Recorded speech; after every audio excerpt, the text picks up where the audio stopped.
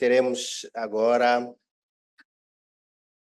a análise do painel sobre o tema análise do quadro legal e institucional referente à proteção dos denunciantes no contexto da criminalidade em geral e da corrupção em particular, perspectivas do Ministério da Justiça, assuntos profissionais religiosos, experiência comparada. Temos como subtemas a proteção do denunciante no contexto moçambicano e perspectivas futuras. Será facilitado pela doutora Arlete Mutumani. E o segundo subtema, a experiência da Itália na proteção de denunciantes, e será facilitado pelo segundo orador, que é o procurador da República da Itália, doutor Francesco Mendito, que participará no nosso programa virtualmente. Posto isto, queria convidar a Excelência Dr. Rafael Sebastião, moderador do tema, para aproximar ao presídio, e a doutora Arlete Mutumani também para se fazer ao presídio. Por favor, Excelência. Primeiro quero agradecer o Gabinete Central de Combate à Corrupção, quero agradecer à Procuradoria-Geral da República por nos terem dado esta oportunidade de participar nesta reflexão sobre o tema que é proposto. É um tema bastante importante, é um tema que tem muito a ver com o sucesso dos trabalhos do Gabinete Central de Combate à Corrupção e de toda a luta que se trava para o combate à criminalidade. A proteção dos denunciantes é, de facto, fundamental para que possamos lograr os resultados que pretendemos lograr neste combate contra a criminalidade e principalmente no combate à corrupção. Foram aqui apresentados os temas.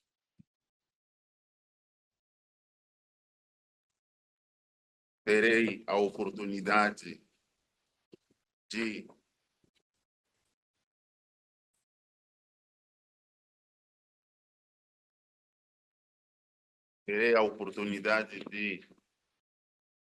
convidar a doutora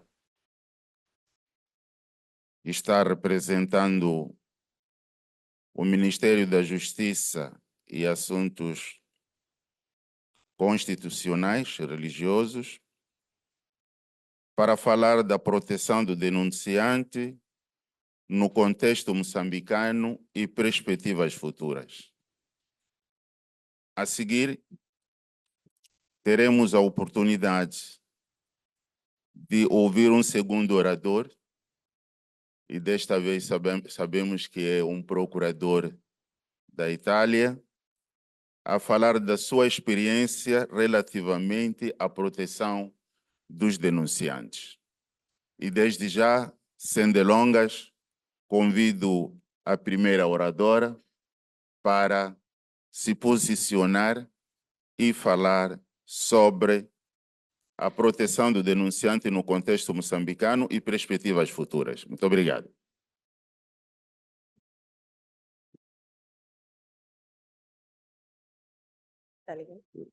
Bom dia. Venerandos juízes conselheiros, diretores e adjuntos, distintos convidados e todo o protocolo observado.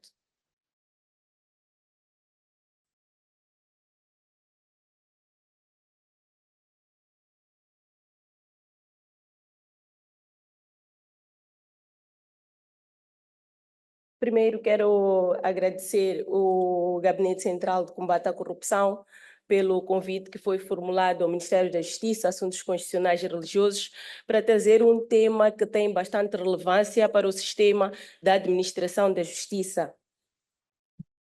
O tema que eu irei apresentar...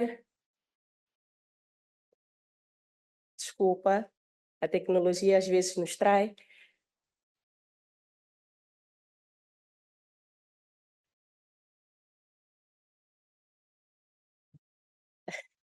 Muito bem. Então, o tema que eu irei apresentar fala sobre a análise do quadro legal e institucional referente à proteção dos denunciantes no contexto da criminalidade. Há tempos que o sistema do judiciário em Moçambique tem enfrentado vários desafios e constrangimentos para a aplicabilidade das normas instituídas pelo governo, devido à adequação socioeconômica do país. O Ministério da Justiça, na qualidade de órgão central do aparelho do Estado, é coordenador do sistema de administração da justiça, é responsável pela reforma legal e elaboração legislativa, de modo a garantir melhores instrumentos para a aplicação da lei. É neste contexto que surge o quadro legal e institucional referente à proteção dos denunciantes, que adiante iremos nos debruçar. Falaremos então como o tema principal, que é a análise do quadro legal e institucional referente à proteção do denunciante. No âmbito do quadro legal e institucional referente à proteção do denunciante no contexto da criminalidade, o Ministério da Justiça submeteu para aprovação pela Assembleia da República a Lei número 15/2012, de 14 de agosto, que estabelece os mecanismos de proteção dos direitos e interesses das vítimas, denunciantes, testemunhas, declarantes ou peritos em processo penal. O objetivo desta lei é de proteger os intervenientes que colaboram com a justiça e se encontram numa situação de risco ou de perigo em consequência da sua intervenção direta ou indireta na investigação de um crime, na produção de prova ou que é objeto de um determinado processo.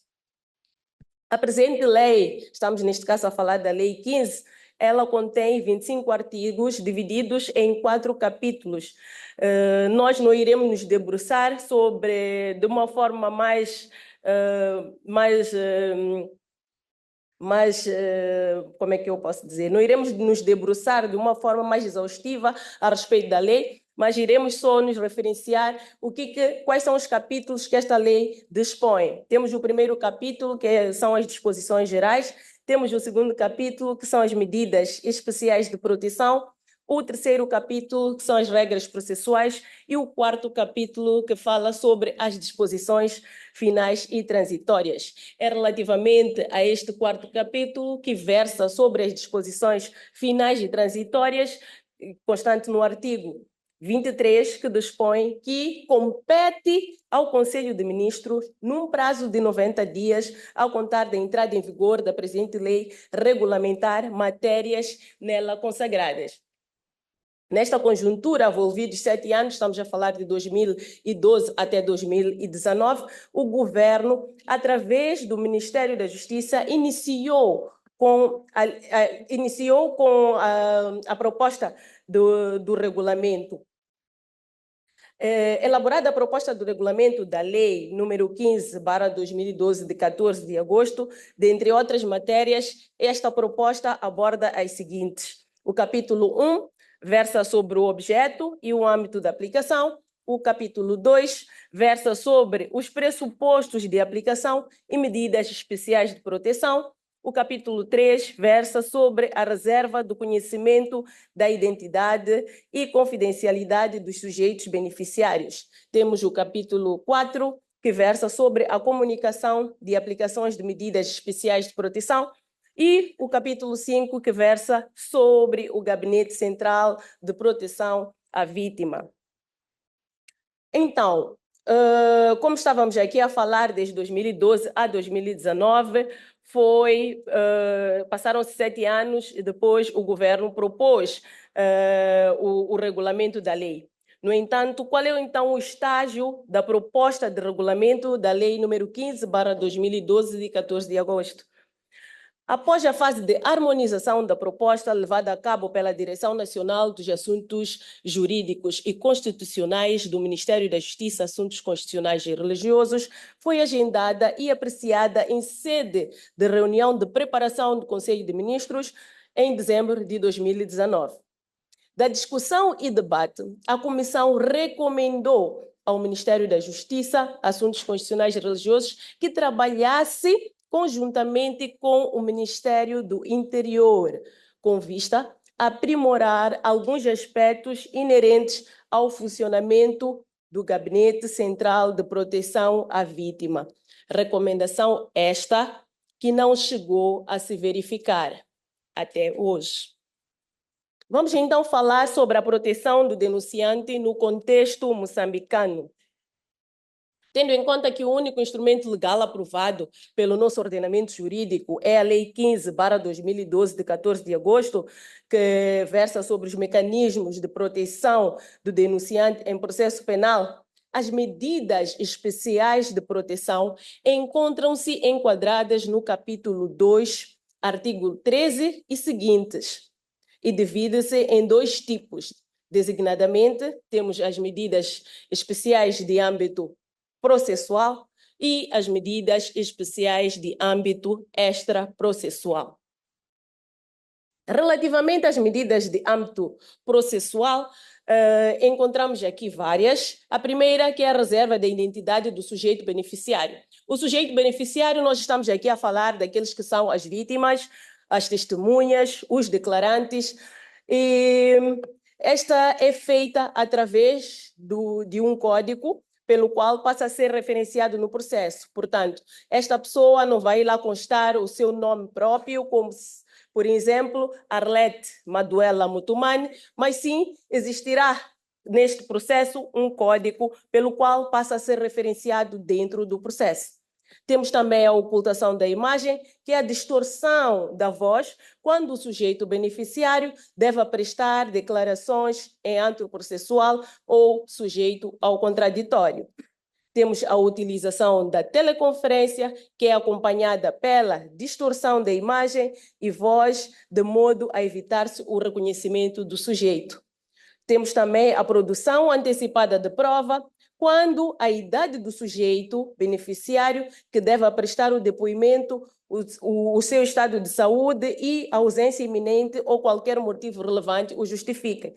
Quando falamos destas medidas de âmbito processual, como podemos ver, são medidas bastante robustas para a proteção desses sujeitos beneficiários. Estas medidas que foram aqui arroladas de uma forma generalizada ocultam aquilo que é a imagem do sujeito beneficiário através da sua identidade, ocultam aquela que é a imagem do sujeito beneficiário através da sua imagem, bem como através da produção de prova, caso este sujeito beneficiário não esteja em condições de estar presente no local que é objeto de processo.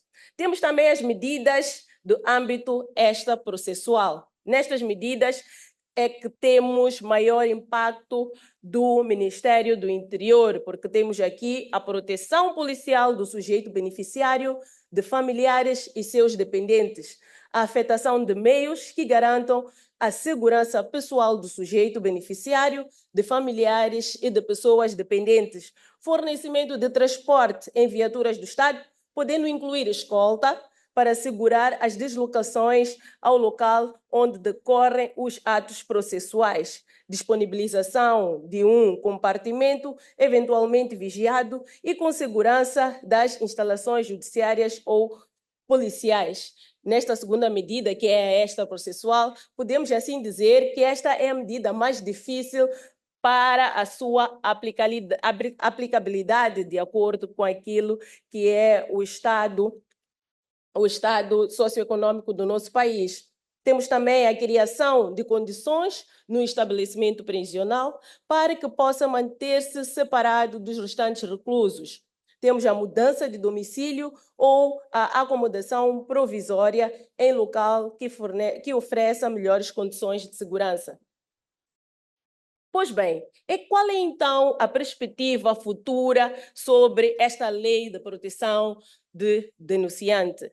Tendo em conta que o nosso ordenamento jurídico moçambicano, muito recentemente, aprovou algumas leis, que é a lei número 24/2019, de 24 de dezembro, que aprova o Código Penal, a lei número 25/2019, de 26 de dezembro, que aprova o Código do Processo Penal, a lei número 26/2019, de 27 de dezembro, que aprova o Código de Execução de Penas, e outros instrumentos legislativos em vigor, a lei número 15/2012, de 14 de agosto, apresenta lacunas, não respondendo às situações decorrentes da realidade atual.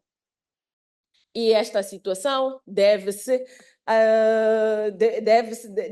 para tal, criar-se, neste preciso momento, um grupo de trabalho multissectorial para atualização da proposta, por um lado, e por outro lado, para rever a própria lei, tendo em conta que, em alguns aspectos, esta lei pode se apresentar desatualizada.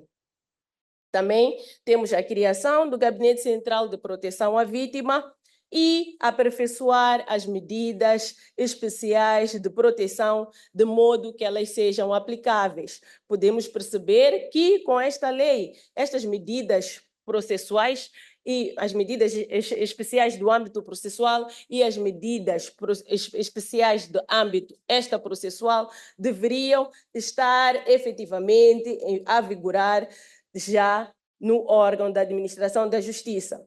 Concluindo, a lei número 15/2012, de 12 de agosto, foi criada para regulamentar os mecanismos de proteção dos direitos inerentes das vítimas, denunciantes, testemunhas, declarantes ou peritos em processo penal. Porém, damos a mão à palmatória que a sua fragilidade na aplicação é marcada pela indisponibilidade de meios que o nosso governo não dispõe. Sendo assim, é tarefa de todos os órgãos da administração da justiça colaborar para a aplicabilidade da lei, propondo medidas eficazes, atendendo o estado socioeconômico em que o país se encontra. E é por isso que nós estamos aqui, para podermos falar sobre estas medidas e quais são as possíveis medidas que nós podemos tomar para o avanço e aplicabilidade desta lei. E pela atenção dispensada, o meu muito obrigada.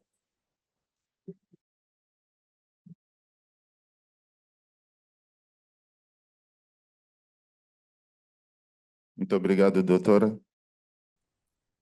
Muito bom dia, doutor. Io attendo, mi date il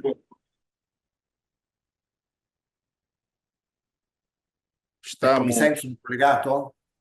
Conseguem me ouvir? Estamos ouvindo, sim. Por favor, tenha bondade. Muito bom dia. Estará a participar diretamente aqui neste encontro. Buongiorno a tutte e a tutti. Bom dia a todas e todos. De Roma. O horário é o mesmo, são as 10h14 horas. Estou no meu escritório e gostaria de saudar a todos. Primeiro, agradecer os intérpretes, porque escutei a primeira parte do trabalho e são muito bons. E os intérpretes me dirão se estou a correr ou se posso falar.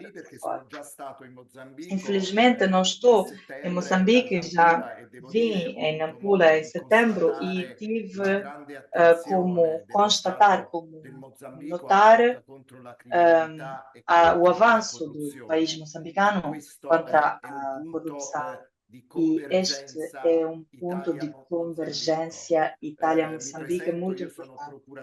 Apresento-me, eu sou procurador da República em Roma Este e sou membro do Conselho Diretivo de bens sequestrados e confiscados, seja criminalidade, seja corrupção.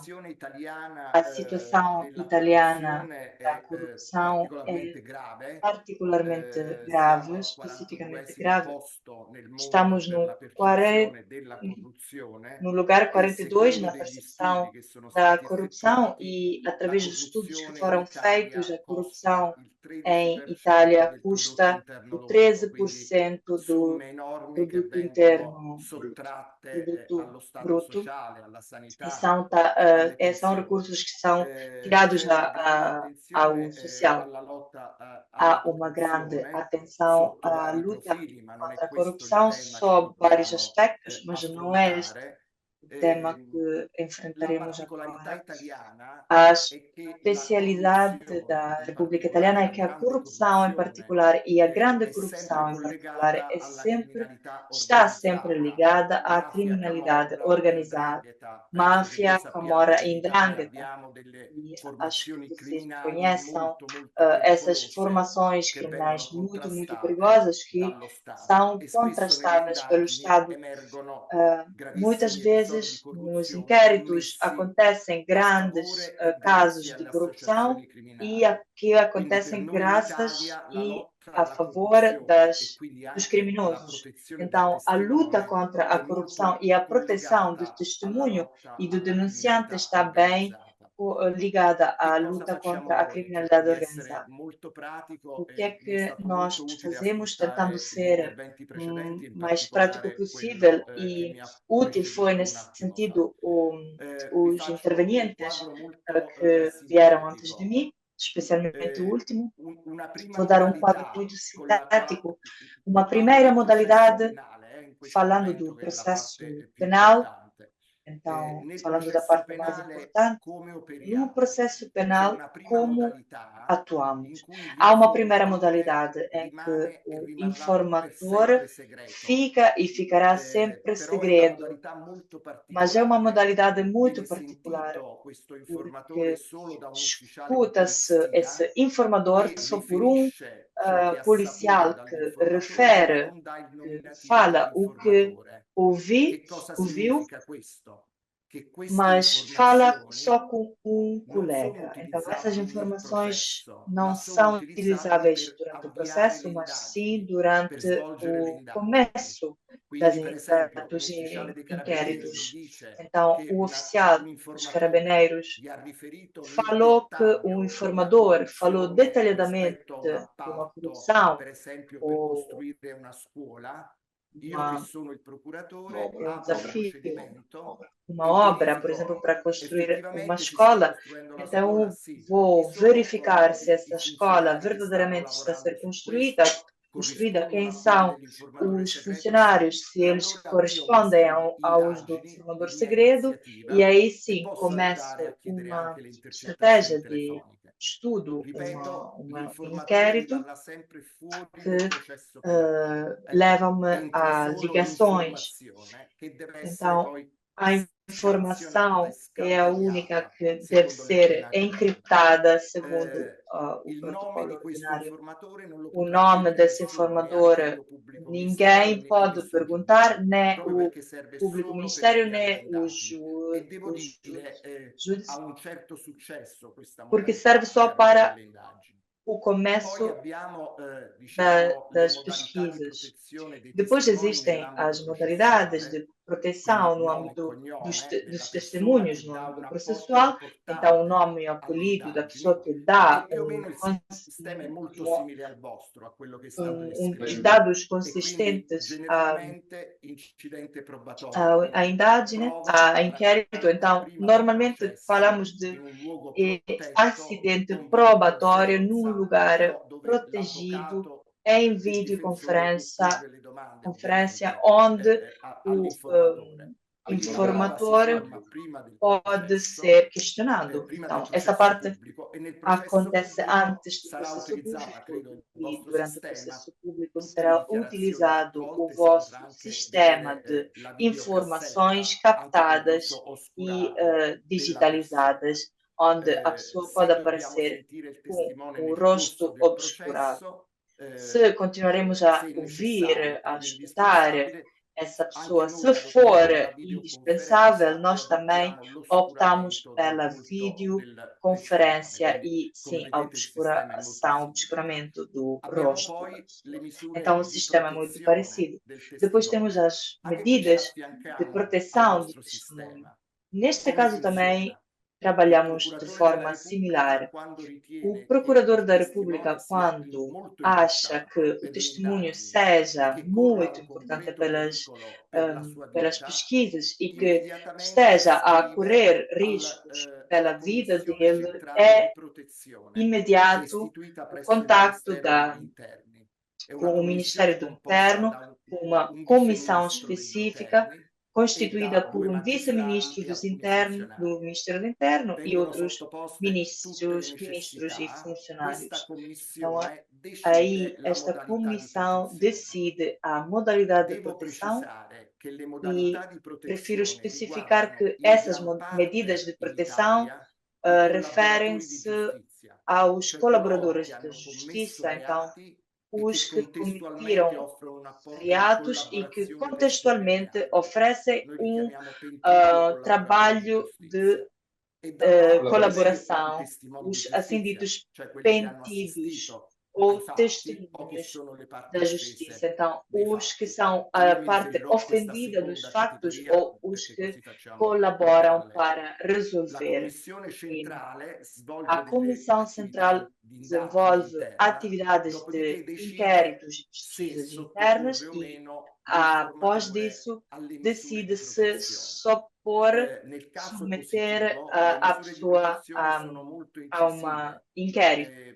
Essas medidas são muito impactantes. O nosso objetivo, assim como a lei descreve, a lei de 2001, atualizada em 2018, na lei vem a dignidade e a liberdade das informações para poder mudar o menos possível da sua deposição.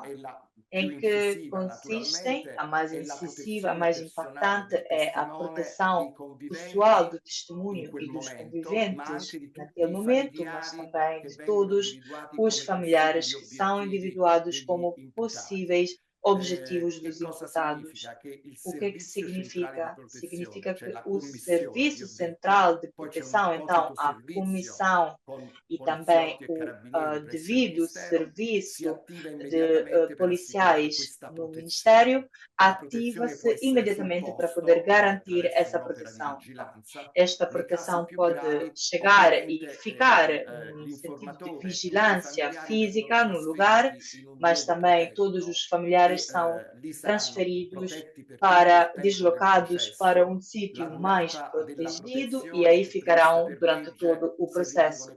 A durada é 6 anos renováveis e a proteção física através do deslocamento numa outra localidade, os documentos de cobertura e a possibilidade de mudar a identidade do testemunho e dos familiares são previsíveis em caso de especial dificuldade. Quando está envolvida a criminalidade organizada, são essas as medidas mais escolhidas. A medida de sustentamento liga com uma nova casa, um novo trabalho, então se o testemunho possa ser protegido, mas continuando a desenvolver o seu papel, o seu trabalho, é sim proteger então o lugar de trabalho também. Irão perceber, como já disse a relatora, que esses sistemas de proteção são muito custosos pelo Estado, tem um grande preço, porque tem um compromisso de pessoas, de meios, bem como também de um lado financeiro, ou seja, um assino que é pagado à pessoa se ela perder o lugar de trabalho. Então, o custo total é custeado pelo Estado, porque achamos que seja, como vocês sabem, a Itália tem uma crise econômica a decorrer, mas decidiu investir nesse sector. Então, tem finanças adequadas. Também porque conseguimos, através do combate à corrupção e ao crime organizado, a sequestrar, a confiscar patrimônios bem consistentes.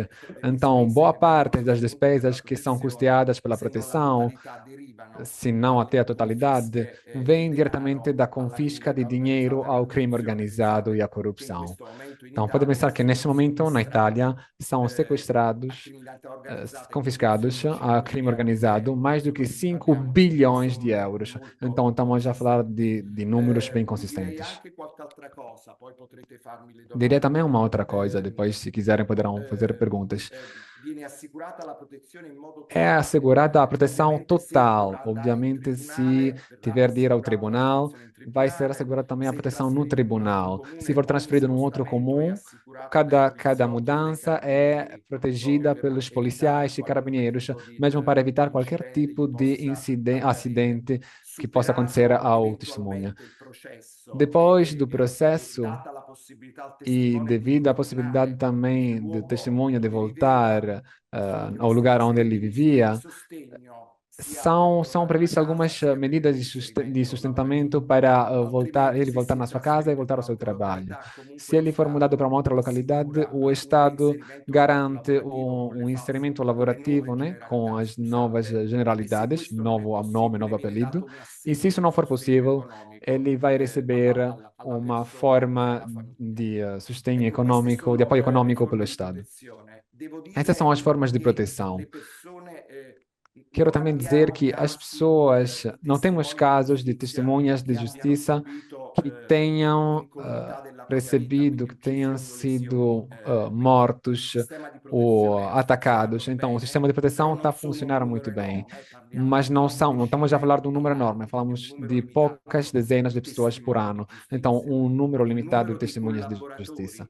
O número de colaboradores, então estamos a falar dos pentidos, ou seja, pessoas que cometeram crimes, mas que dão muita informação para descobrir outros crimes, é muito elevado e custa muito. Temos por volta de 3.000 pessoas aqui em proteção, ou seja, 3.000 colaboradores de justiça e mais uma trentina de testemunhas de justiça.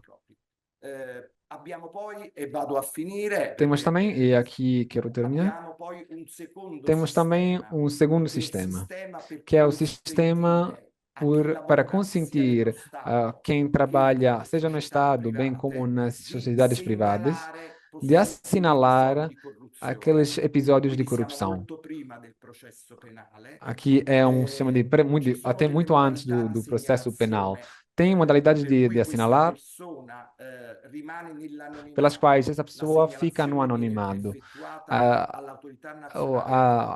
O sinal é efetuado à Autoridade Nacional Anticorrupção, temos já a Autoridade Nacional Anticorrupção, que fica a vigilar ao nível de prevenção da corrupção. Tem um diretor e tem vários dependentes. A repressão é já de competência da Procura da República e do sistema que descrevemos antes. O que faz o assinalador? O assinalador dá algumas indicações sobre possíveis episódios de corrupção e muitas outras coisas. É garantido seu anonimato. O ANAC, a Autoridade Nacional Anticorrupção, desempenha algumas atividades, alguns inquéritos, algumas investigações administrativas para recolher os elementos e depois, se só for uma questão de caráter administrativo, intervém com multas e sanções, seja aos entes públicos, bem como às sociedades privadas. Se estiverem aí elementos de reato penais, informa o Procurador da República. O Procurador da República poderá manter secretado o nome do informador até o completamento da investigação. Mas quando estiver a pedir uma medida cautelar ou pedir o processo público, aí também o procurador terá de revelar o nome do informador e garantir aquelas medidas de proteção do que falamos antes. Diria que esse é o nosso sistema. Obviamente, a aplicação concreta, como já foi dito, das leis não é fácil, porque a corrupção é muito estendida, muito vasta.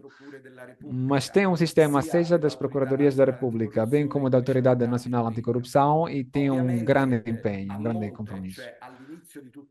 Acima de tudo isso, tem de estar leis adequadas para o combate da corrupção. Eu li algumas apresentações, vi que vocês têm leis muito importantes, nós também temos, mas depende depois do parlamento e da política o quanto essas leis sejam incisivas, quanto sejam impactantes. Então, em Itália, por exemplo, em alguns períodos são muito impactantes, em outros períodos não são do mesmo jeito. Mas isso é só uma observação. Fico à vossa disposição para qualquer esclarecimento. Fiz uma síntese muito extrema, porque temos sistemas diferentes, mas parecidos com respeito à luta à corrupção. Então é importante percebermos. Muito obrigado, doutor. É verdade que os sistemas são diferentes, mas são mais parecidos naquilo que nos interessa hoje, proteção às testemunhas, aos declarantes e aos denunciantes.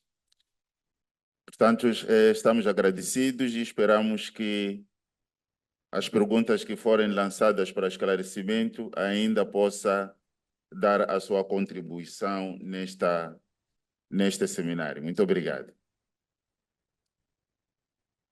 Caros participantes, acabamos de ouvir então a intervenção do procurador da Itália. Interveio neste nosso encontro falando sobre a experiência italiana na proteção dos denunciantes. Mas antes de fazer referência às questões de que ele fez alusão, gostava primeiro de começar pela colega do Ministério da Justiça e Assuntos Constitucionais, que falou sobre o primeiro tema, proteção dos denunciantes no contexto moçambicano, perspectivas futuras. Falou sobre a Lei 15/2012, de 14 de agosto. É uma lei já com alguma barbarija, que é antiga, e disse-nos que falou-nos das dificuldades que o Ministério da Justiça enfrentou para a regulamentação desta lei. Porque, efetivamente, se nós conhecemos esta lei 15/2012, de 14 de agosto, é muito semelhante àquilo que o nosso colega procurador italiano estava aqui a fazer referência.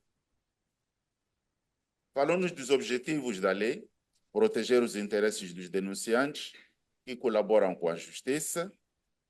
Apresentou-nos a lei nos vários capítulos, mas, e aquilo que muito nos interessa neste nosso encontro, é que a lei ainda não foi regulamentada. Desde 2012, estamos em 2024, não se conseguiu ainda fazer os acertos necessários para que esta lei tão importante para o funcionamento das instituições de investigação, para o funcionamento do Gabinete Central de Combate à Corrupção, tivesse já sido aprovada. Porém, há desafios. Mas antes de falar dos desafios, talvez falemos sobre os nós de estrangulamento. Disse-nos aqui que a lei, ou o projeto daquilo que seria a regulamentação, foi já discutido em 2019, e de 2019 foi recomendado que algumas das questões que a lei levanta deviam ser partilhadas com o Ministério do Interior. Daí a esta parte parece que não se conseguiu ainda a mobilização dos quadros que deviam participar, tanto do Ministério da Justiça como do Ministério do Interior, para poderem completar a regulamentação da lei. Ainda referente à lei, falou das medidas especiais no âmbito processual. Essas medidas especiais integram aquilo que seria a reserva da identidade do beneficiário, a ocultação da imagem ou distorção da voz, a produção antecipada de prova. Estas são medidas no âmbito processual. E medidas extraprocessuais, falou, portanto, da proteção dos beneficiários e seus familiares, tarefa que caberia ao Ministério do Interior. Falou da disponibilização de um gabinete em que se deveriam recolher estas pessoas quando tivessem que ir participar, colaborar nas instituições de investigação.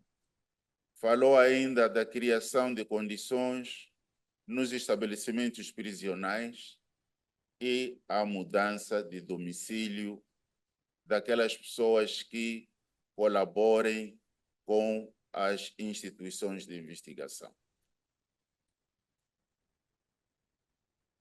Foi chamada aqui a nossa colaboração para propor medidas eficazes para a aplicação da lei. Bom, depois havemos de ouvir o que significa isso, medidas eficazes para a aplicação da lei. Na nossa opinião e na opinião dos proponentes deste tema, parece-me que colocam mais o acento tônico naquilo que seria a regulamentação da lei de proteção às testemunhas ou denunciantes.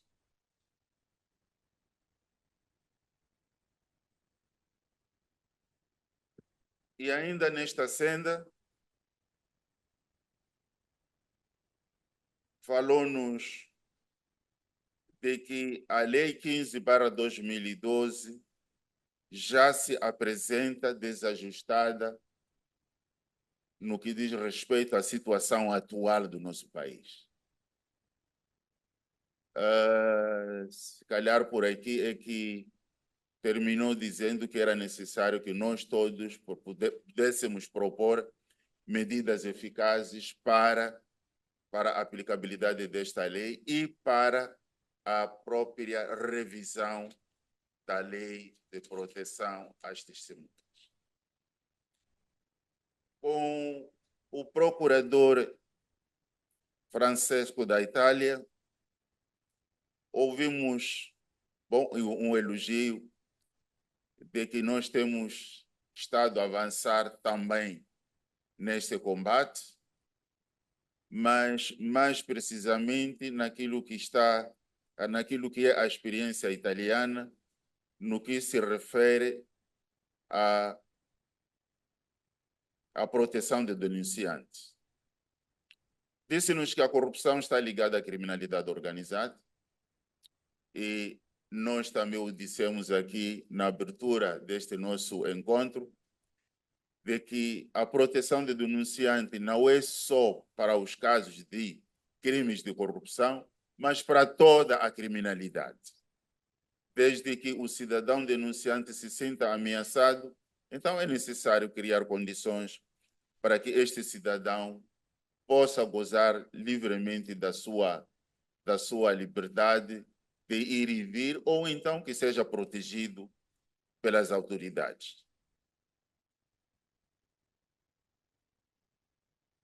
A luta contra a corrupção, disse o colega italiano, o seu sucesso tem a ver com a proteção do denunciante. E disse-nos que haviam medidas relacionadas com o processo penal, como atuar no caso do informador que colabore com as instituições. O informador deve estar sempre em segredo. Fala aqui que ninguém deve obrigar que o informador possa revelar a sua identidade. No entanto, o informador o que é que fala? Fala daquilo que viu, daquilo que ouviu, para poder colaborar no inquérito. Deu exemplos em relação a isto. Interessa-nos mais saber que o sistema de informação que é captado através dos informadores é trabalhado e, depois de trabalhado, se for necessário, depois poderá ser revelada a sua identidade. Quando revelada a sua identidade, entra no sistema de proteção, nos sistemas de proteção, em que ele é protegido, seguindo todas aquelas regras de proteção, quanto à imagem, quanto ao nome, etc, etc. Falamos da lei italiana, que foi promulgada em 2001, foi atualizada em 2012, refere-se muito à dignidade das pessoas e seus familiares que devem ser protegidos quando colaborem com a justiça. E, nesse caso, o Ministério deverá ativar os serviços de proteção para proteger estas pessoas e para proteger a família. Uma dessas ações de proteção é a deslocação da família para outras localidades. E, caso isso aconteça, há um período em relação ao qual essas pessoas devem ficar ou podem ficar no local de proteção e, findo esse prazo, podem voltar para os seus locais de origem, e aí deve haver algum subsídio para as despesas que deverão ser pagas para refazerem a sua vida. E disse que esse processo, esse sistema é muito oneroso e eles têm utilizado o dinheiro recuperado do crime organizado para fazer face às despesas com a proteção dos denunciantes. E um segundo sistema para a proteção dos denunciantes é consentir para quem trabalha ficar no anonimato. Quer dizer, o denunciante que trabalha fica no anonimato para que não possa sofrer represálias no seu local de trabalho. Havendo que revelar a sua identidade, então passa esse cidadão, essa pessoa, a beneficiar do sistema de proteção dos denunciantes.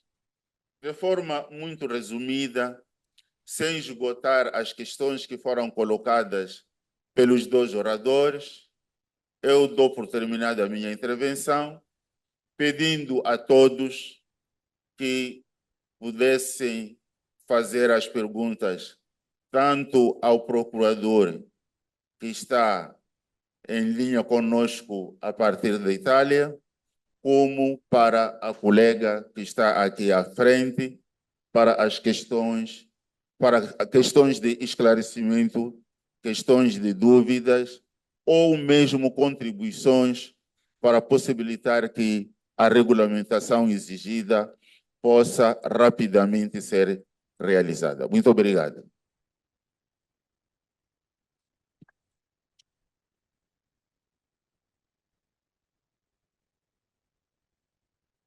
Protocolo, organize-se, veja quem tiver mãos no ar para poder intervir, faz a lista, traz-nos aqui à frente e nós vamos pedir para que possam contribuir. Obrigado.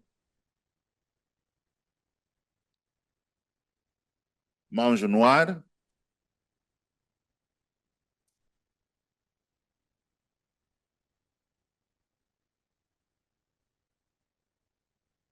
Uma mão no ar aqui. Protocolo.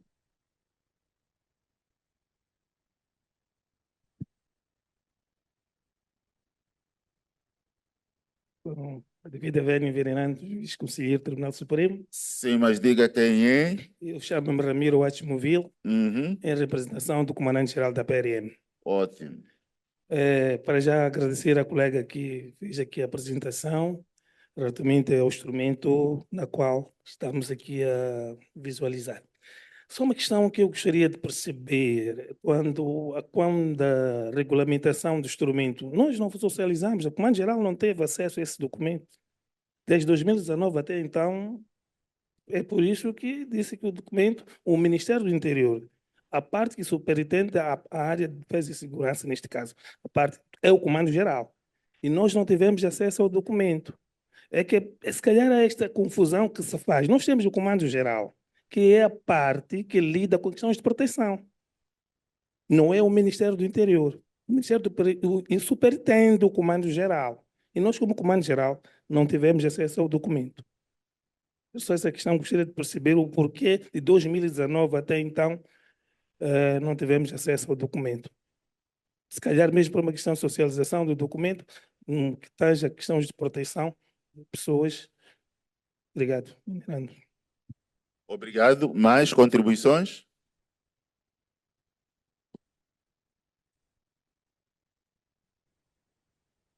Sim, aqui à frente.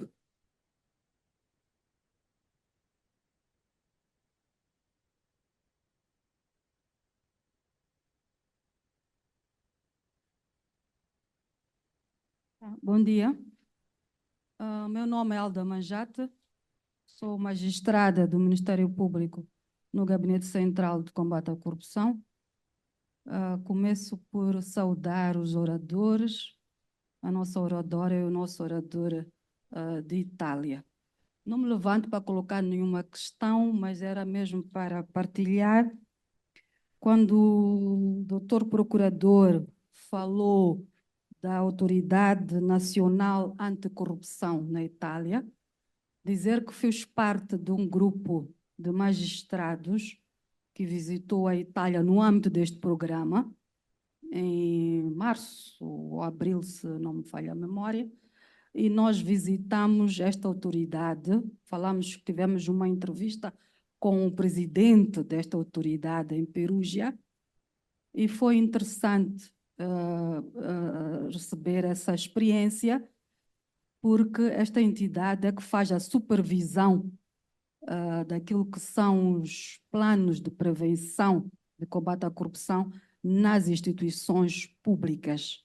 Tanto um pouco do que faz o nosso MAFP com a supervisão da IPCAP. O Dr. Mwanamuno, depois já de falar certamente da IPCAP. Então, achei bastante interessante e a ilação que tirei disso é de que nosso país deveria seguramente avançar na criação de uma entidade autônoma para fazer a prevenção. Como sabemos, o Gabinete Central tem o Departamento de Prevenção, mas é apenas um departamento. Portanto, julgo que já é tempo de pensarmos como acontece também noutras geografias, termos um órgão que se responsabiliza pela prevenção. Porque, como sempre diz a nossa diretora, prevenção não é só fazer palestras. Então, é muito mais do que isto. Então, termos uma autoridade como esta de Itália poderia seguramente ajudar, não é? Na melhor prevenção e sobretudo, na mitigação, não é? Destes casos de corrupção. Portanto, levantei-me mesmo para partilhar isto. Muito obrigada. Obrigado, doutora. Mais Muito bom dia e muito obrigado por esta oportunidade. Aqui Vítor da Fonseca, representante do bastonário para este seminário. E vi muito bem quando a doutora Arlete fazia a sua explanação relativamente àquilo que são os mecanismos eficazes para a proteção de denunciantes, no que diz respeito a que seja no âmbito geral a criminalidade, e falou muito bem sobre esta lei 15/2012, que não se adequa à realidade moçambicana.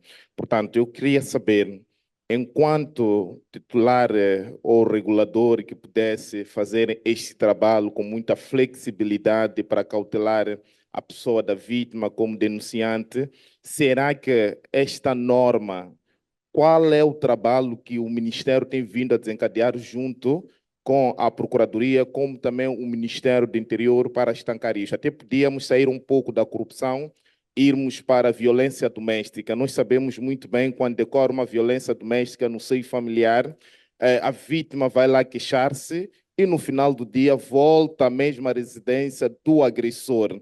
Qual é o trabalho que tem vindo a ser desencadeado, seja pelo Ministério Público, visto que falou muito bem da lei penal, da lei processual e da lei da execução de penas, mas essas normas não estão em consonância para poder salvaguardar aquilo que é o bem comum. Disse muito bem o procurador Francisco da Itália que nós temos normas parecidas ou iguais à da Itália, e o que eu costumo dizer nas minhas abordagens é que Moçambique tem normas bonitas, mas não tem quem os fiscalize. E qual tem sido o vosso trabalho quando trata-se das vítimas da violência doméstica ou no âmbito da corrupção no geral? Muito obrigado. Obrigado. Mais contribuições? Sim, por favor. Chamo-me Júlio Matavel, sou oficial de justiça, estou aqui representando a AMOJ. Júlio Matavel. Ok. Sou membro da AMOJ, Associação Moçambicana de Oficiais de Justiça. Em primeiro lugar, parabenizar os oradores pelas suas apresentações e também parabenizar a organização do evento numa data como esta. Penso que é saudável discutir ou debater matérias ligadas num dia propício ligado ao tema. Indo direto à questão que queria apresentar, no caso de nós, oficiais de justiça, ajudantes, escriturários, oficiais, que trabalhamos nos cartórios, se notarmos algum comportamento por parte, seja do Ministério Público, seja do magistrado judicial, qual a garantia que temos mesmo que teremos essa proteção? Estamos dentro do sistema e sabemos as consequências que podemos incorrer em denunciar casos de corrupção que envolvam nossos superiores. Quid juris, qual a experiência que a Itália pode nos dar? O que é que o Ministério da Justiça pensa acerca disso e os presentes? Muito obrigado. Obrigado. Mais contribuições? Sim, por favor. Muito obrigada, bom dia. Alia Varinda, Ministério da Indústria e Comércio. Primeiro, parabenizar pelo tema que é bastante relevante na nossa sociedade, nos nossos ministérios públicos. Eu só tenho um pequeno contributo. Estamos a falar de mecanismos eficazes de proteção aos denunciantes. Sabemos que os nossos ministérios são susceptíveis a atos de crimes, condutas antiéticas ou irregularidades ou não cumprimento das leis e normas que devem ser exercidas no aparelho do Estado. Então, eu sugeria que o GCC e outras entidades ligadas à matéria fizessem a divulgação da Lei 15/2012, visto que é uma lei bastante importante na medida que pode vir a proteger o próprio denunciante. E gostava de também refrisar ou salientar que muitas das vezes os nossos denunciantes têm sofrido retaliações. Então, temos que intensificar as formas de proteção aos nossos denunciantes, muitas das vezes eles ficam com medo, acabam tendo problemas psicológicos. Então, qual é o acompanhamento que nós, a nível dos nossos ministérios, temos que dar aos denunciantes? Então, pedia que se observassem esses pontos, porque temos muitas ondas de denúncias ao nível dos nossos ministérios. Obrigado. Obrigado. Sim, duas mãos no ar. Vou começar por ali primeiro e depois lá deste lado. E serão as últimas pessoas nesta ronda, que é para darmos a possibilidade e a oportunidade dos nossos colegas poderem se esclarecer melhor sobre as questões que foram colocadas. Por favor. Muito obrigado. Vou ser direto. Sou Jorge Manaumo e sou da Inspeção Geral da Administração Pública e venho representar o Ministério da Administração Estatal e Função Pública. O que eu queria saber é, portanto, vou ultrapassar a praxe de saudar os apresentadores, já que o tempo está a ficar escasso. Mas eu gostaria de saber o seguinte: na apresentação da nossa colega, ela frisou muito bem que a Lei 15 não é adequada à realidade moçambicana. Mas não vi em algum momento qual é o trabalho que está sendo feito para adequar isso. Só se falou no regulamento. E a minha pergunta é: o regulamento vai resolver o problema? Não será a altura e de forma concomitante de se fazer a revisão desta lei e o respectivo regulamento nascer já com alguma lei possível de ser aplicada? Muito obrigado. Obrigado. Sim, colega aí, por favor. Bom dia e muito obrigado. Eu sou Lino Mate, do Gabinete Central de Combate à Corrupção. Eu quero saudar as apresentações, foram mesmo muito profícuas. E gostei mesmo da intervenção da colega do Ministério da Justiça, que nos deu o quadro, assim como do colega Francesco Mendito, procurador italiano. E tenho várias questões para o colega, que é muito gosto de revê-lo, apesar aqui da distância, e vai poder responder, dado o tempo, aquelas que nos puder. Mas com agrado registramos que 25 bilhões de dólares estão apreendidos como ativos na Itália e que parte desse dinheiro é usado para as medidas de proteção. E gostaria de saber, porque estamos aqui para colaborar e queremos atualizar as leis e regulamentos, a vossa lei determina uma percentagem desses ativos especificamente para as questões de proteção de denunciantes, colaboradores, testemunhas? Outra questão também da para o colega italiano, todas as questões que eu vou colocar agora, em princípio, são para o colega italiano. Gostaríamos também de perceber os ativos que se destinam especificamente à proteção dos denunciantes, colaboradores, são ativos apreendidos ou apenas os confiscados, ou seja, aqueles que já está claro que passaram para a alçada do Estado, ou seja, no término do processo, ou mesmo os ativos ainda apreendidos, pode-se deles tirar parte especificamente para a proteção dos denunciantes. Também gostaríamos de saber se o financiamento é exclusivo desses ativos ou o Orçamento do Estado também aloca uma parte para as questões da proteção dos denunciantes. Gostaríamos também de perceber que diferenças notam existem na Itália no período anterior a termos leis específicas, a terem leis específicas para a proteção dos denunciantes e depois de terem leis que regulamentam a proteção dos denunciantes colaboradores. Ou seja, será que notaram sucesso? Os processos passaram a ser bem conseguidos no que nota-se no concerne ao seu desfecho? A percentagem aumentou consideravelmente? E, se calhar, a última questão para o colega italiano. Num cenário como o nosso, ou seja, no tempo em que não tinham ainda essas leis, ou no tempo em que ainda não eram efetivadas, como nós por carência do regulamento, quais eram as práticas para proteger os denunciantes? Porque se calhar hoje em dia nós vimos aqui, temos denunciantes que querem proteção, Mas num cenário em que ainda não temos lei ou regulamentos em vigor, o que faziam, por exemplo, em Itália? Se calhar algumas coisas podem ser úteis, pelo menos para nós que temos que trabalhar no dia a dia, para eu usar essas medidas hoje, amanhã, enquanto não vier o regulamento. E para a colega do Ministério da Justiça, que já enalteci, gostamos muito da apresentação, se calhar uma sugestão. A sugestão é que efetivassem o gabinete de proteção.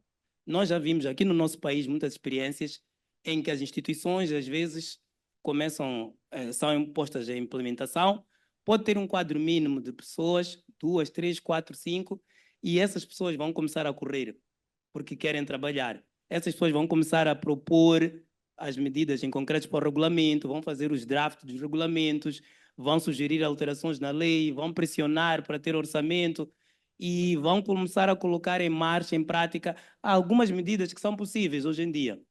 Então, a minha sugestão, já vimos isto, nós tivemos gabinete de informação, temos gabinete de informação financeira de Moçambique, se formos a perguntar como é que criou, quantas pessoas eram, se forem ter com esses colegas, vão dizer, eram poucas, mas foram dinamizando e hoje a instituição cresceu. E muitas outras instituições do nosso país começam assim. A lei já criou, a lei, conforme referenciou-se, 15 de 2012, se calhar colocarmos lá as pessoas, aloca-se uma pequena percentagem do orçamento do Estado para pagar a remuneração e para o funcionamento.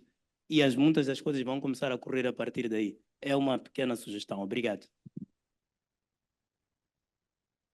Obrigado. Vamos dar prioridade ao colega da Itália para poder responder ou ajudar-nos a esclarecer algumas questões que foram aqui colocadas como dúvidas. Outras foram contribuições, mas o que vai acontecer é que os colegas lá atrás que estão a traduzir, por favor, não sei se conseguiram apanhar as questões que foram colocadas para... Já foram entregues, já foram entregues. Já foram entregues, muito obrigado. Por favor, procurador, tenha a bondade. Sim, obrigado. As perguntas demonstram a vontade de todos os participantes, como também dos oradores, de contrastar a corrupção e a criminalidade. Isto, para um estrangeiro como eu, é um elemento muito positivo, porque estamos na mesma linha.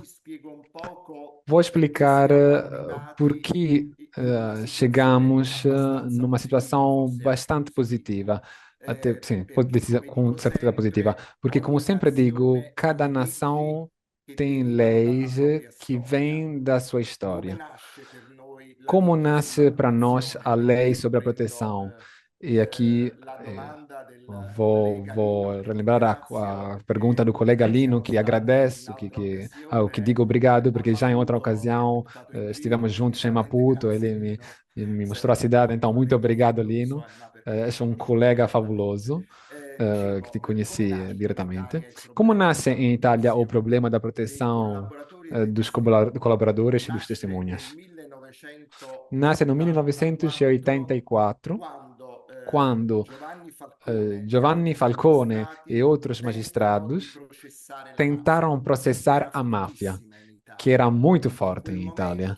Naquele momento, o único jeito para combater a máfia foi a colaboração de Buscetta, que era um mafioso, um chefe mafioso que vivia nos Estados Unidos, ainda por cima. E então houve esse contato entre o magistrado Giovanni Falcone e Buscetta disse, sim, eu quero colaborar, mas vocês irão me proteger? Então, nos Estados Unidos eu sou protegido, então tranquilo. Na Itália, o que vai acontecer se eu vier a declarar como funciona a máfia? Então, logo, Giovanni Falcone e outros magistrados criaram a proteção, porque não existia uma lei naquele momento. Então, criaram literalmente, e o que fizeram? Davam ordens à polícia porque o magistrado tem como dar ordens à polícia com respeito, claramente, com a parte do Ministério do Interior. O magistrado ordenava aos policiais e aos carabineiros, que são as nossas duas forças de polícia, de proteger Buscetta, de mudar ele em localizações secretas. E, como diz hoje a lei, também os magistrados diziam na altura, com ordens permitidos pelo nosso ordenamento. Então, Buscetta se convenceu a falar. E o que fez? Foi transferido para a Itália, numa localização protegida. Quando entrava no tribunal, nunca podia se ver o seu rosto, porque era 1986, então estamos a falar da pré-história de cada um de nós, especialmente dos mais novos. E depois era acompanhado nos Estados Unidos. E ninguém sabia onde ele vivia, todos os seus familiares eram protegidos. E depois teve um grande desconto na sua pena. Isso disse porque Giovanni Falcone depois foi para o Ministério da Justiça e no 1991 escreveu a primeira lei de proteção. Eu falei da lei a partir de 2001, mas o primeiro rascunho nasce no 1991 pela experiência mesmo de Giovanni Falcone. Essa lei depois foi aos poucos aplicada gradualmente até a ser melhorada no 2001 e depois no 2018, com o regulamento que foi adotado. Nesse período muito comprido, a lei foi, no começo, pouco aplicada. Depois, os magistrados já aprenderam e foi aplicada sempre mais. Aplicando a lei, se percebeu o que não funcionava. E depois foi mudada a lei através da prática operativa. Isso para dizer que compreendo que vocês têm algumas dificuldades de aplicação da lei. Eu acho, do meu ponto de vista, da minha perspectiva, que contém a nossa experiência, o mais importante é começar, porque depois vai se melhorando a lei. Rispondo poi a qualche domanda che è Vou responder stata depois a alguma pergunta que foi posta. Nós confiscamos muito dinheiro, cidades, automóveis, Ferraris e confiscamos. Usamos seja o dinheiro confiscado, aquele que foi provisoriamente confiscado ao criminal, mas não tem ainda uma decisão definitiva, mas só podemos usar o 10% como cautela, porque não sabemos como o processo vai acabar. Uma vez que foi confiscado definitivamente, já podemos usar todo o valor. Todo esse valor vai para o Estado, as caixas do Estado, e o Estado depois financia os programas de proteção. Então, não tem uma troca direta do que foi confiscado através do informador. Isso vai para o Estado. O Estado depois vai pagar todos os serviços de proteção. Então, para nós foi muito importante, e vou voltar a alguma outra pergunta, a sinergia, a ligação, a visão comum entre a magistratura, ou seja, o público ministério, os procuradores, que são os que desempenham as investigações, e a autoridade do Ministério do Interior, que se ocupa da proteção, porque a proteção é decidida por uma comissão que se encontra no Ministério do Interior, onde também tem dois magistrados, dois procuradores. Então, o procurador da República, que faz o pedido da proteção, obviamente tem de falar com os dois colegas que estão na comissão, para eles perceberem bem qual é que é a situação. Por que isso funciona muito bem, na minha opinião? Porque já há anos não temos danos aos colaboradores. Porque o Ministério do Interior criou o Serviço Central de Proteção, do que falava antes. Eu ouvi também o Ramiro, o primeiro orador. Eu não conheço a vossa organização. O Serviço Central de Proteção, que é alocado no Ministério do Interior, tem um pessoal especializado, formado mesmo, e que obviamente tem contatos com os magistrados que estão a fazer o processo do informador e permitem uma profissionalidade. Volto a dizer, o tempo se permite de melhorar, mas cada um deve desenvolver um papel. pelo menos pelo o que aconteceu na Itália. Certeza, o sistema da proteção aumentou as denúncias, seja como testemunhos, seja os colaboradores. Então, para quem denuncia para poder ter um ganho, para poder ter um retorno. Eu denuncio, que pertenço à máfia, denuncio para poder gozar dos direitos da lei da proteção, para poder atingir uma redução de pena. A ANAC é a prevenção, como a vossa colega disse, os públicos ministérios são a repressão pelo Serviço Central de Proteção, mas a ANAC está ligada aos públicos ministérios. Então, somos vasos comunicantes. Se eu, como procuradora, emito uma medida cautelar por proteção, porque descobri que no município de Roma há muitas corrupções, comunico isso à ANAC, que rapidamente envia os próprios investigadores no município de Roma. Porque eu, pessoalmente, trabalhei só num aspecto, mas a ANAC trabalhará no geral, na sociedade do comum e do município. Assim, o funcionário da ANAC comunicará ao público ministério algo de especial importância, então, sim, existem contactos diretos entre os dois, e o público ministério, através dos detalhes recebidos, pode desenvolver um trabalho melhor.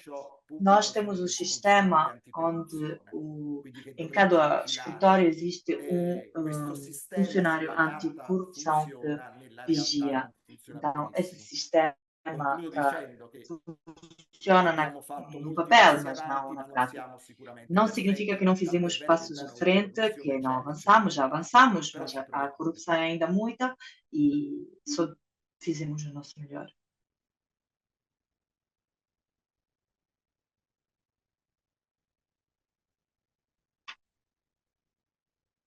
Muito obrigado.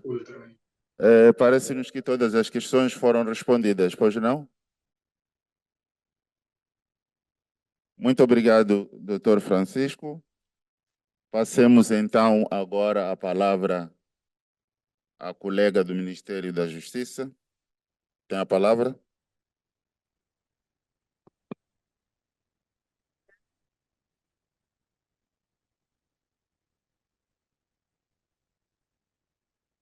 Muito obrigada mais uma vez por esta oportunidade de estar aqui a representar o Ministério da Justiça neste tema.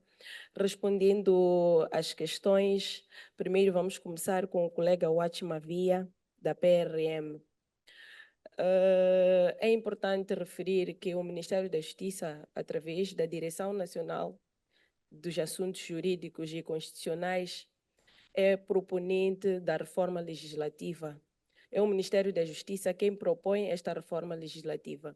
E quando esta lei foi para a reunião de preparação do Conselho de Ministros, esta proposta do regulamento, saiu-se com esta missão de existir uma harmonização entre os ministérios que superintendem a área, neste caso que é o Ministério do Interior.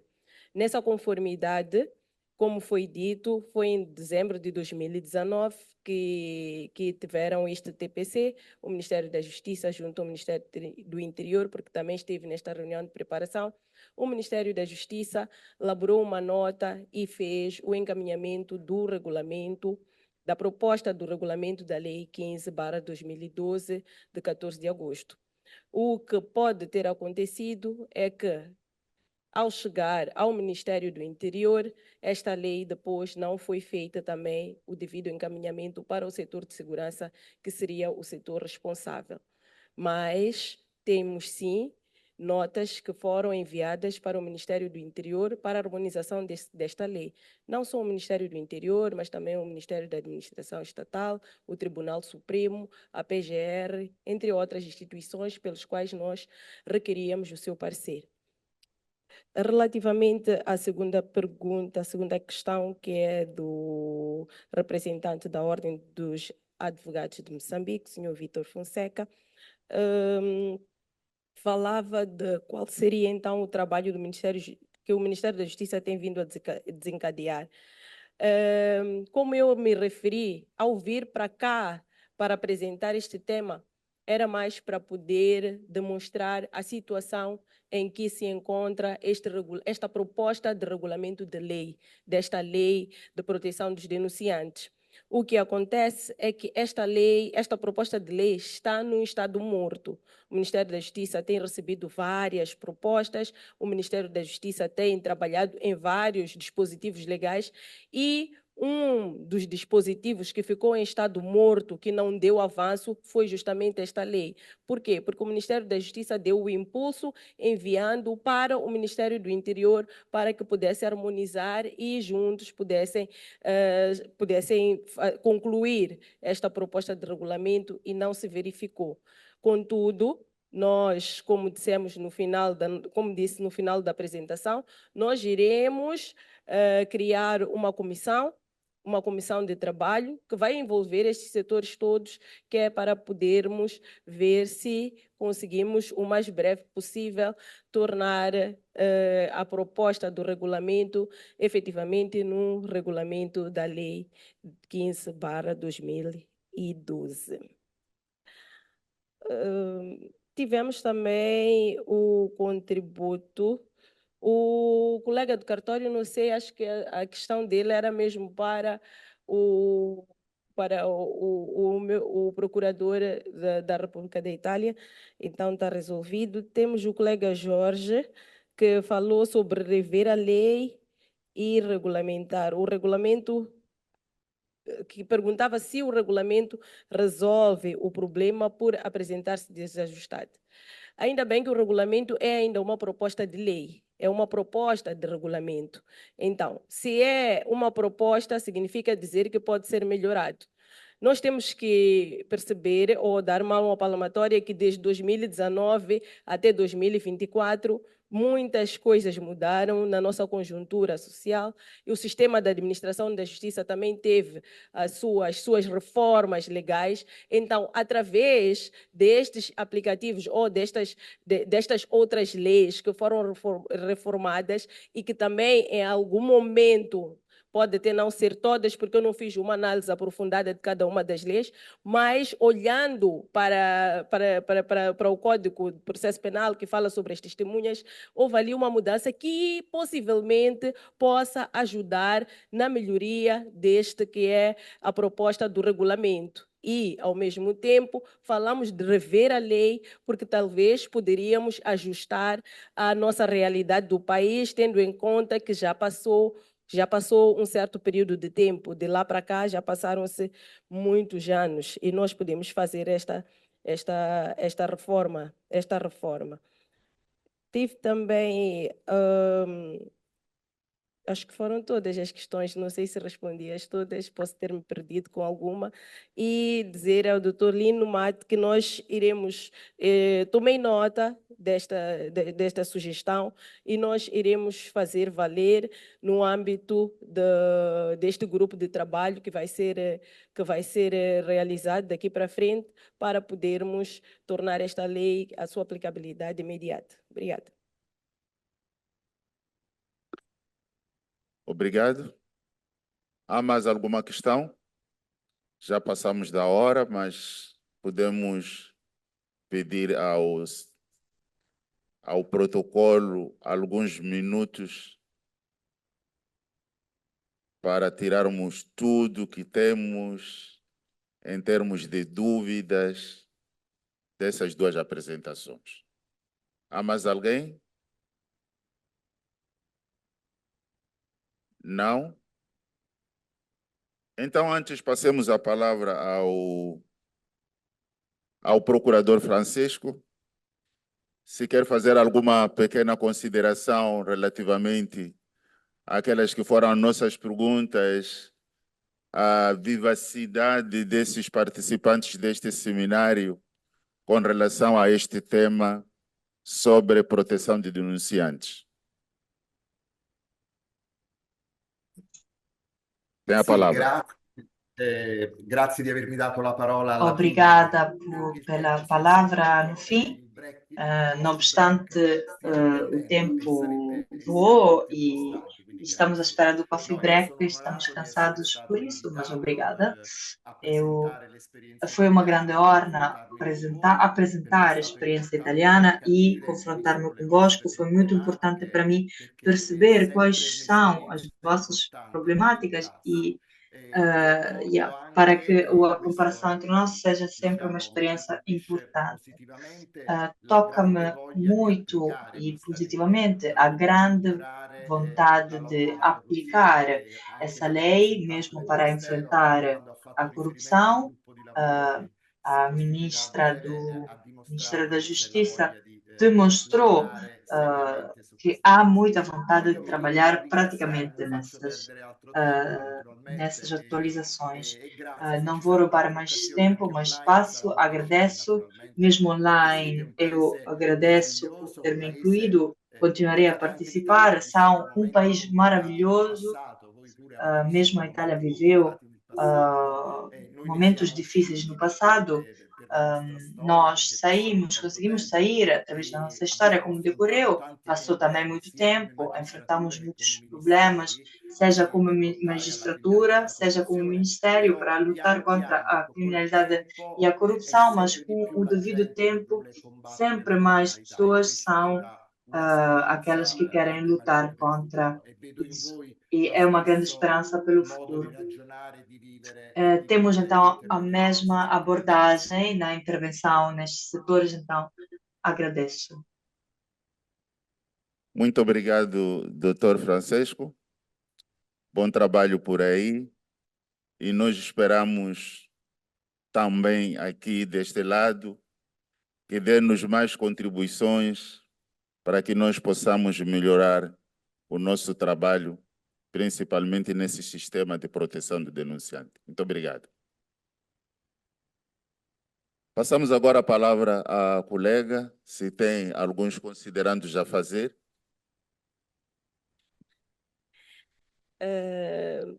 Quero agradecer a oportunidade que deram ao Ministério da Justiça para poder apresentar este tema e acordar para que pudesse pôr em prática esta proposta de regulamento. Dizer que o Ministério da Justiça é o proponente, mas o aplicador da lei são os outros órgãos do sistema de administração da justiça. Então, é muito importante que todos juntos possamos colaborar para que possamos ver efetivamente esta lei em vigor e a sua eficácia no nosso ordenamento jurídico. E muito obrigada. Obrigado. Vou fazer uma breve síntese para que fique registrado. O que é que nós vimos aqui? Vimos que a Lei 15/2012, de 14 de agosto, é uma lei, para quem ainda não analisou, não é? É uma lei que traz grandes inovações que, se tivesse sido aplicada, se calhar já tínhamos dado passos gigantescos no combate à corrupção e a outros crimes que afetam o nosso país. Principalmente porque ela traz um sistema de proteção, aliás, sistemas de proteção dos denunciantes, das vítimas, declarantes e até de seus familiares. Vimos isso e aqui e que fique registrado. Fica também registrado de que o regulamento, a lei de proteção às testemunhas está em falta. E sem esse regulamento teríamos grandes dificuldades de aplicar a lei. Então é necessário que se criem condições que as pessoas, as instituições se encontrem para que se viabilize a regulamentação à Lei 15/2012. Ouvimos também que, neste momento, já há um desfazamento, há um desajuste entre aquilo que é o atual status quo com a lei de que estamos a fazer referência. Que se proceda à revisão. Não estou a mandar, desculpe. Não estou a mandar. Mas vimos a necessidade aqui que esta lei deve ser revista para adequar à nossa realidade este momento. Ouvimos também que os sistemas de proteção de denunciantes são caros, mas é possível utilizar os fundos apreendidos, os fundos confiscados para fazer face às despesas relacionadas com a proteção dos denunciantes. Mas isso não é feito de qualquer maneira. O dinheiro deve entrar para o Estado e o Estado é que deve passar este dinheiro para a proteção das testemunhas e denunciantes. Como é que isso deve ser feito? É um apoio já que se está a dar ao novo regulamento que nós queremos que rapidamente ele exista e nós possamos avançar. Ouvimos aqui a necessidade de criação de uma autoridade de prevenção. É algo que deve ser muito bem pensado, é algo que deve ser também legislado e regulamentado para que essa autoridade possa ser funcional. Mas ainda ouvimos de que, quando já começam a fugir os meus apontamentos, isso significa que está na hora.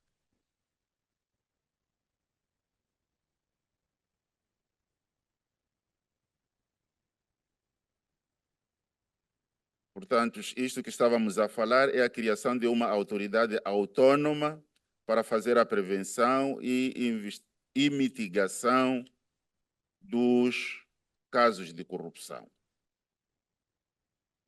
É verdade que não vamos esgotar, aliás,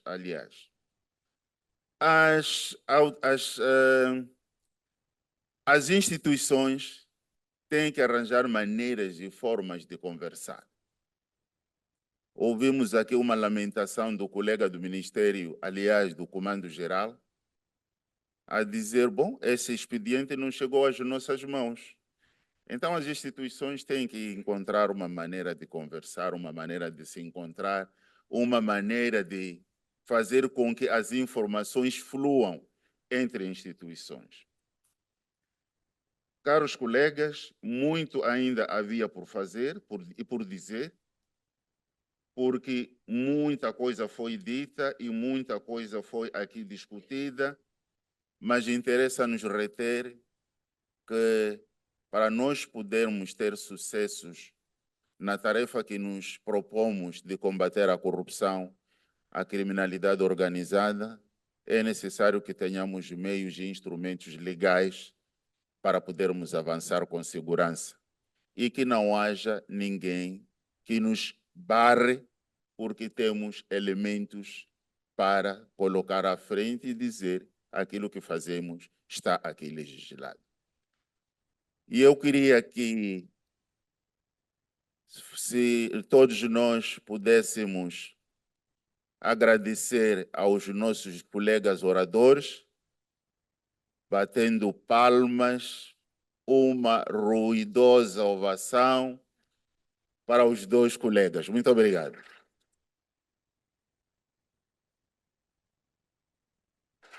Grazie, grazie. Arrivederci. Obrigado, Termino obrigado. como comecei, Até a próxima. agradecendo o Gabinete Central de Combate à Corrupção, a Procuradoria-Geral da República, por terem nos convidado para este encontro tão valioso, tão gratificante, e nós viemos aqui aprender e trocar experiências. Muito obrigado.